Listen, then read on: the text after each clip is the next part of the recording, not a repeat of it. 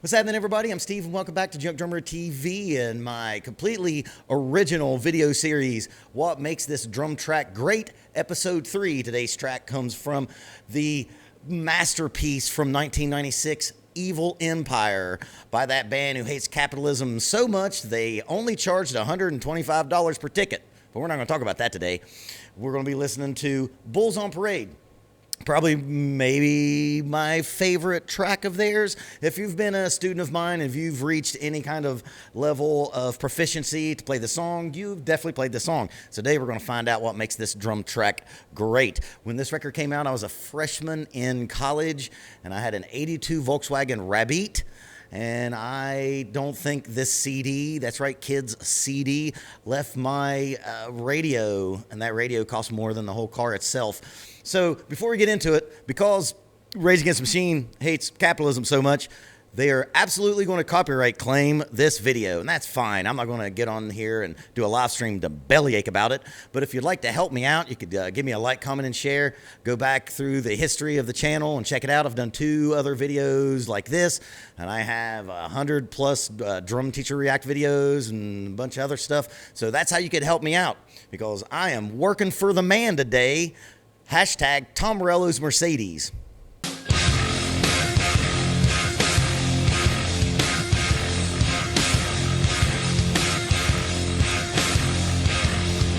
Okay, so iconic intro.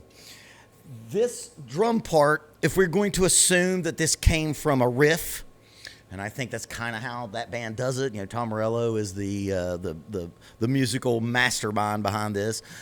This is one of those parts on the drums that I call, and it's really funny that's from this band, I call these drum parts like guitar/bass player tyranny. There's no other part that you can play than what's going on rhythmically in the guitar and the bass. You could play AC/DC and it would fit, but if you're going to do anything that has any syncopation at all, you basically have to play what they're doing. And the part is, and this part is sometimes played wrong as in you miss a note or whatever. Isn't wrong subjective, or is it objective? I'm not sure. This drum part, the very first measure is just 1 E, 2, and 3. And in the very next 3 measures, he adds the on the 1. That's a 4-measure phrase, and on the 5th measure, he goes 1 E again, and he sets himself up a 4-measure phrase. Of course, everything in American music is grouped in 2s, 4s, 8s, 16s, 32s. The song is no different.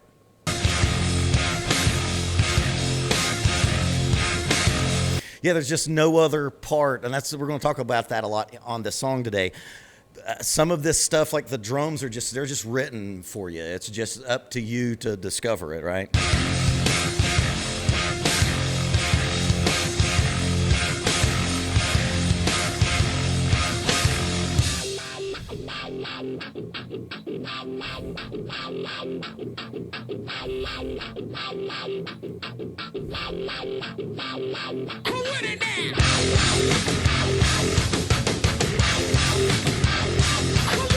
So yeah, the guitar riff, like when I break down this arrangement, I call that first thing the intro, because it's the first thing you play, and then I call this the guitar riff, right? And again, if we can work from a place that we're assuming that Tom Morello wrote these guitar riffs, this song started on the guitar, there's really nothing else you can play. You have to do that, the tyranny of the writer. And it's a lot of times it's the drummer's job to obey, right? And do this.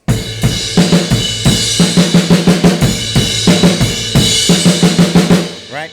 And one of the things we'll talk about with this song a lot is not just the parts themselves. Of course, we'll talk about that.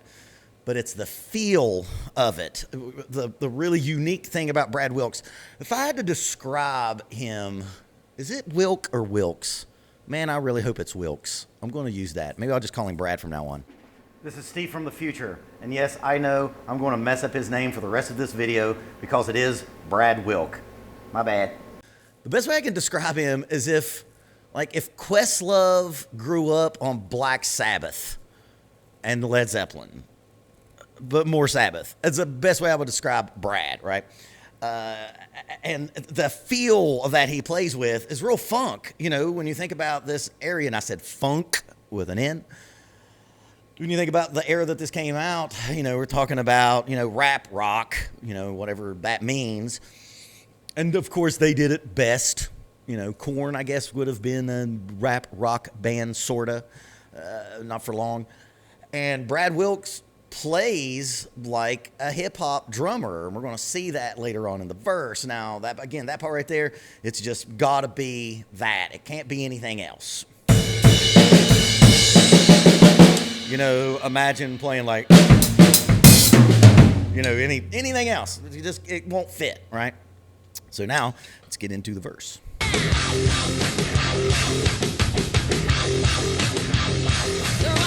That drum fill here on the fourth measure of this of the guitar lick section, there's nothing more rock and roll than going, you know,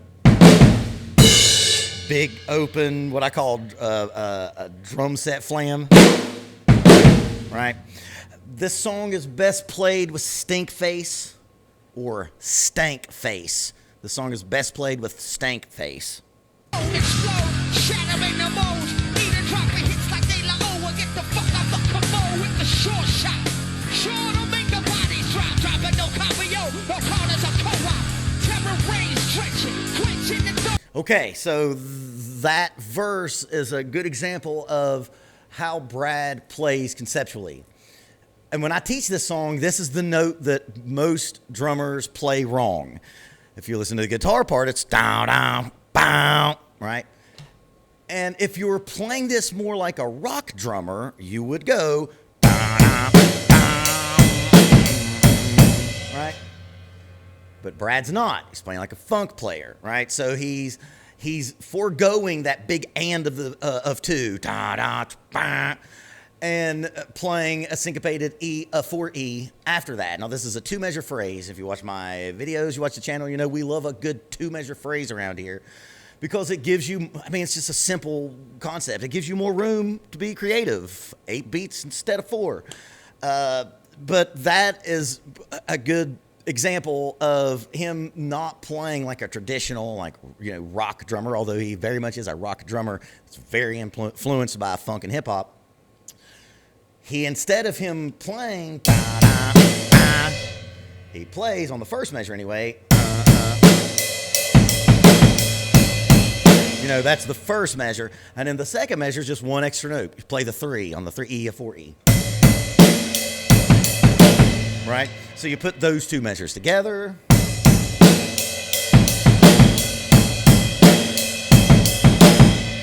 And there's your verse. 1 and 2. E, a 4E, 1 and 2, 3E, a 4E. So let's jump around and let's get into the chorus. And you've got to play real laid back if you want to nail the feel of this song. You can't go playing like Stuart Copeland and get the feel of this right. You're going to really hear that in the chorus. Let me find this chorus.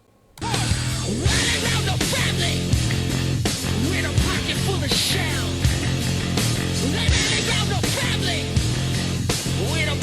He has this feel, Questlove does too, where when you bob your head to it, you don't bob it with the emphasis on the downbeat.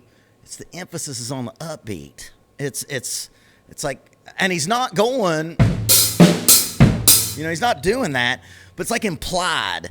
If you're bobbing your head correctly to this song and a lot of Rage Against the Machine songs, it's this. It's up. It's the upbeats. Now, this right here, if you're a student of mine, you know if I say the AC/DC beat, I mean. And, dude, he's just so far behind the beat that it's like he's dragging the metronome down, and it gives it that low down, dirty funk sound. And feel, not sound, feel. That's what we're hearing right here.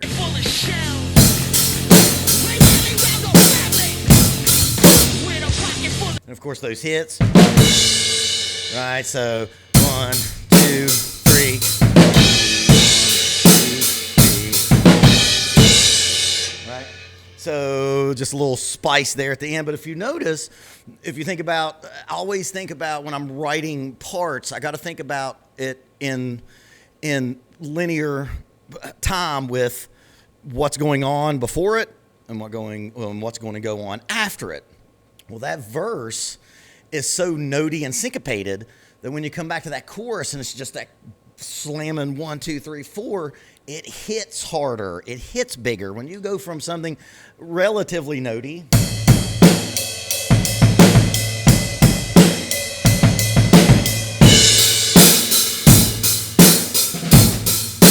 it just hits big, right? It hits hard.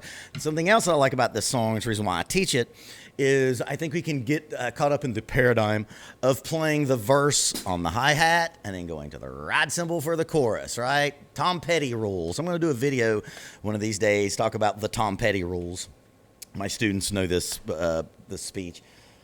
This song turns that on its head. Verse is over here on the ride, chorus is over here on the hi-hat, right? So that chorus is just the very first song groove you ever learned how to play. So we've had a verse, chorus. We're going to do another verse and chorus, and we're going to skip ahead to the second time the verse, the guitar riff comes around.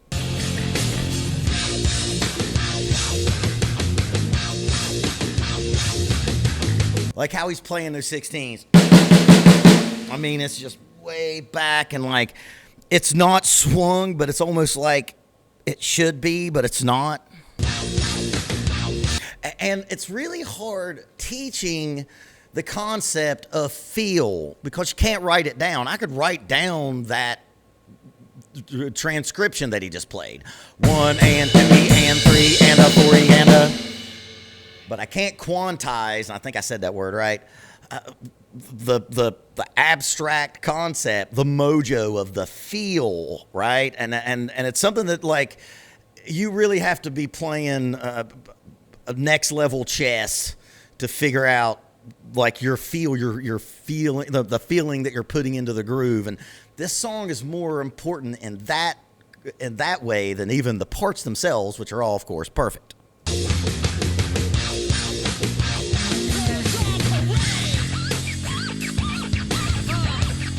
Of course, Tom Morello is the king of making the guitar sound like anything but the guitar. Of course, this sounds like DJ scratching, but it's Tom Morello making noise on that soul power guitar that he plays. So we're over the verse, right? When you're in rehearsal with your band and someone says, hey, we're going to put a guitar solo here, their first question should be, is it over the verse? Is it over the chorus? Is it over the bridge? Is it over a different part if you're doing it like Van Halen? And, of course, they're playing the guitar solo, which sounds like Rozelle, if you know who I'm talking about, over the verse.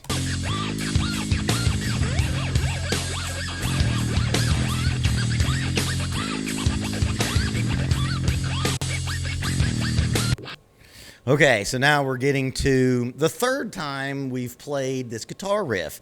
And if you've watched my videos before, you know I talk about the rule of 3. When you do a part a third time, you need to spice it up. You need to get some Old Bay out. You need to do something different because you've already done it twice, right? If you do it a third time, I think these are the things that non-musical people who listen to music, it's what they like about a song subconsciously. They don't understand why, but it's us manipulating them. When you get to that third time, to keep the listener's attention, because that listener has already heard that part twice.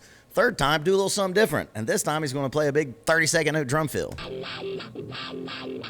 that I actually didn't learn, so don't, like, you can drag me in the comments. It's you know, there's some stuff between the snare drum and hi-hat. I had to work today.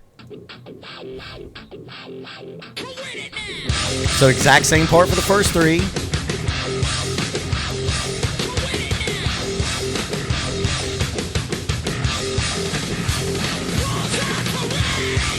Right, so that time, and it's like he's like something like that between snare drum and hi-hat. But that third time, 30-second notes, something to keep the listener not bored, because if subconsciously their mind's like, oh, we've heard this thing 3 times. And then it goes into a whole other part that doesn't exist in the song.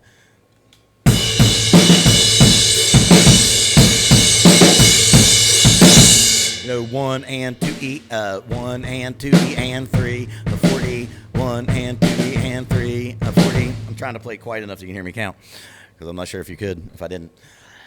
And that's the other thing. So you got this new part that kind of tags on to the third rendition of the guitar riff, and then the intro becomes the outro.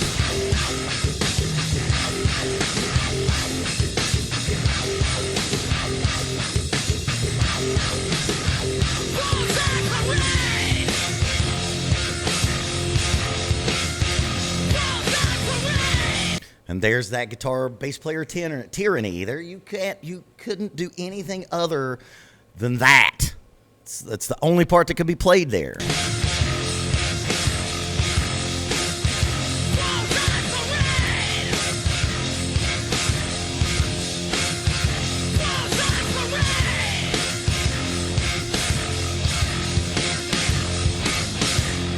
Ends on that E of 4. You know, you think about your beats, you have strong beats and weak beats.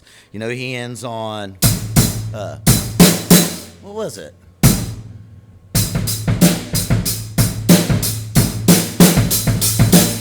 I lost it. Wait a minute. Hold on. Let me learn it real quick. God damn it. Hold on.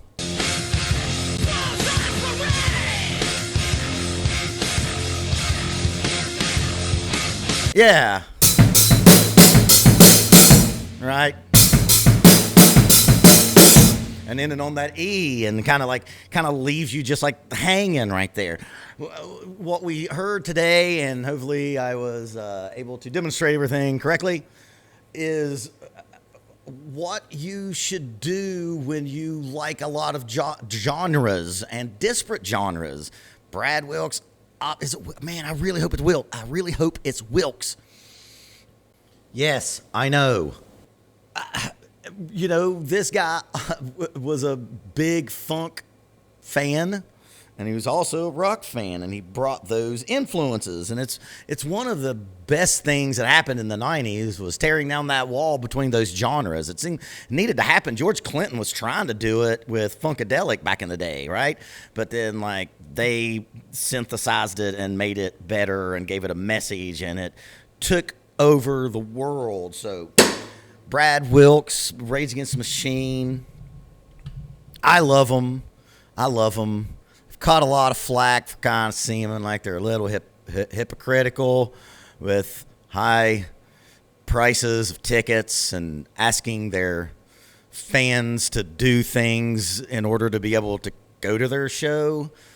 Doesn't seem like "fuck you, I won't do what you tell me" is not applicable anymore, but I don't care, because I fucking love this band, and I always will. Brad Wilk's will always be one of my favorite drummers. This is one that's been asked in the comments section a whole bunch, and I knew I was going to do this eventually, which is why I didn't do one of my traditional React videos. So, again, that video is not going to make any money for me, but if you do like what I'm doing, please go check out the rest of my library. Give me a like, give me a comment, give me a share, and hope to see you down the road. And seriously, fuck you, I won't do what you tell me. I mean, shit, I won't even say the drummer's name right. Let's get back to that.